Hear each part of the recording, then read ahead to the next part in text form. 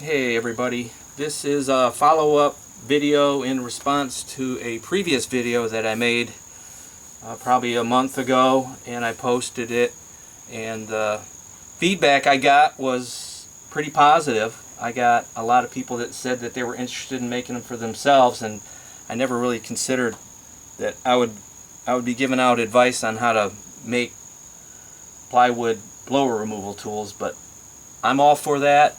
There's a lot of people that said, hey, I could make a lot of money doing this. You know, you should sell your template and I'd pay you 20 bucks. And so I am not interested in making any money. I don't have any interest in monetary rewards for something that certainly wasn't my idea. I'd much rather pay it forward. It goes against my principles to do anything otherwise. I got this idea from an old service tech help website that Roy was running, and this is how I got my start on social media, helping me out. And somebody on that service tech help posted this. I think they showed a picture of it, and I made one myself, and I'm glad to share it with you guys.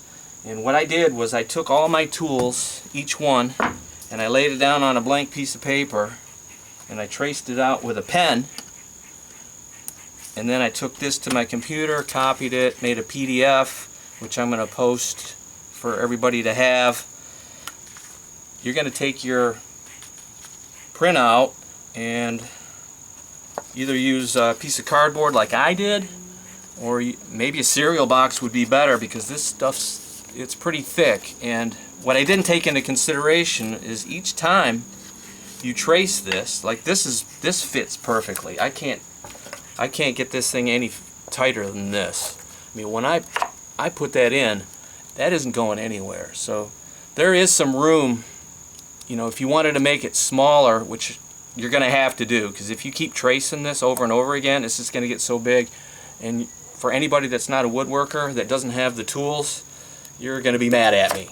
So I'm fortunate enough that I have circular saws, I have spindle sanders and a bandsaw, and it takes a few minutes to trim things up. But for anybody who doesn't have that, what you want to do is when you get this and you trace it out on your cardboard, I'm going to take a straight edge and I'm going to lay it to the inside of the line. So I don't want to cut it on the line, I don't want to cut it outside the line. I want to lay it maybe a 1/16 of an inch or a 32nd of an inch.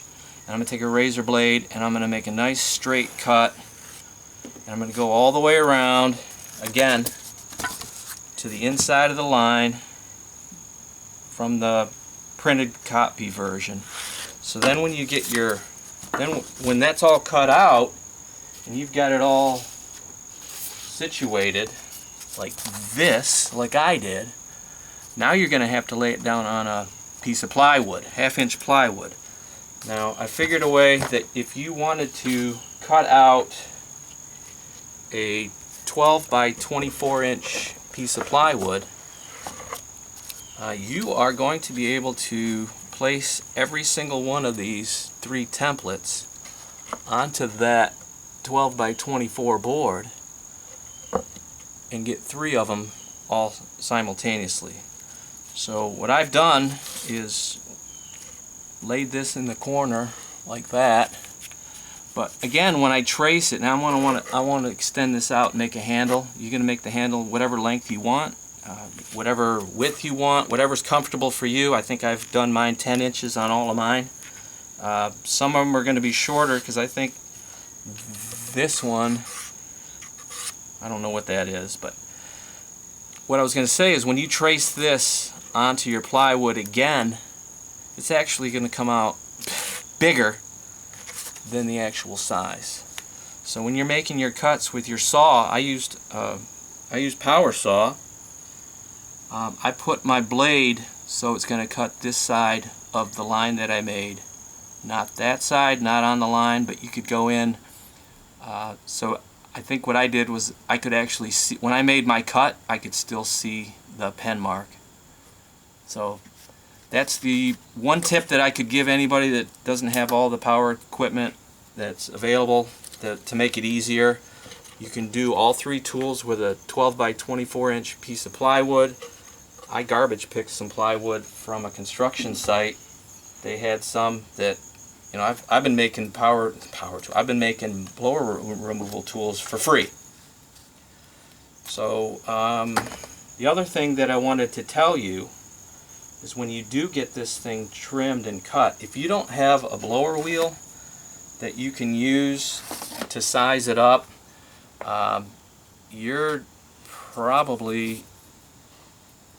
going to be lucky if you get it right the first time.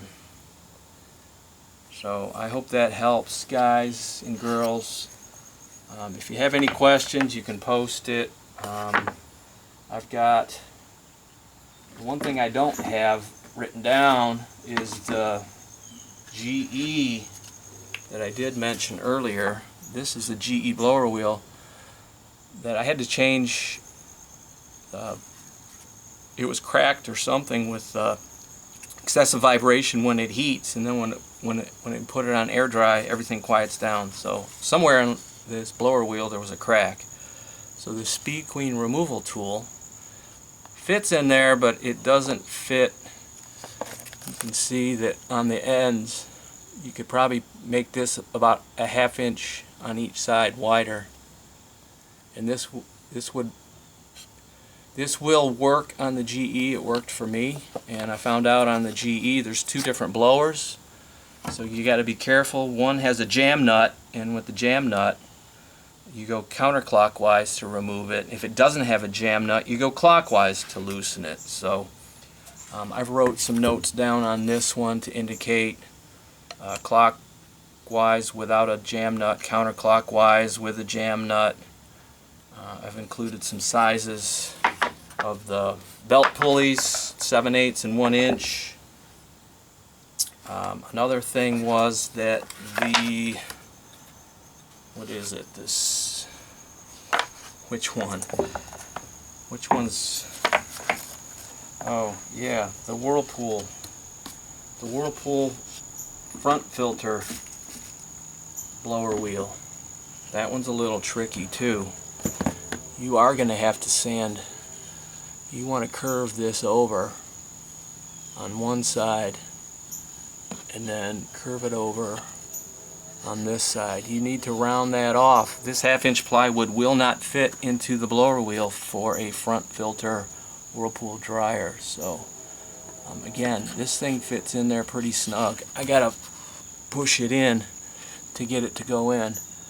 So you guys can make these a little bit smaller if you want to in width, and like I said before, the handle, you can do whatever you want with the handle, whatever's comfortable for your grip. I've taken the edges off everything so they're nice and soft. I've rounded off all the corners, and I think that's about it, guys and girls. So again, I'm happy to help. I hope this helps out everybody that was interested, and like I said, if you have any questions, just post them. I hope you guys have a great day. Thanks.